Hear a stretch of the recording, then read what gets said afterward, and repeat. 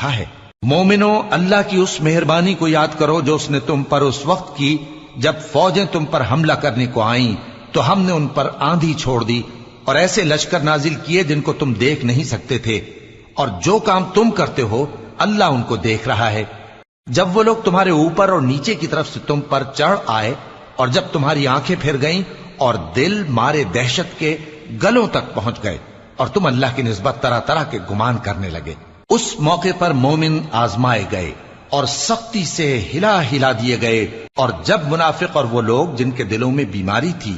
کہنے لگے کہ اللہ اور اس کے رسول نے تو ہم سے محض دھوکے کا وعدہ کیا تھا، اور جب ان میں سے ایک جماعت کہتی تھی کہ اے اہل یثرب، یہاں تمہارے ٹھہرنے کا مقام نہیں تو لوٹ چلو، اور ایک گروہ ان میں سے پیغمبر سے اجازت مانگنے اور کہنے لگا کہ ہمارے گھر کھلے پڑے ہیں، حالانکہ وہ کھلے نہیں تھے، وہ تو صرف بھاگنا چاہتے تھے۔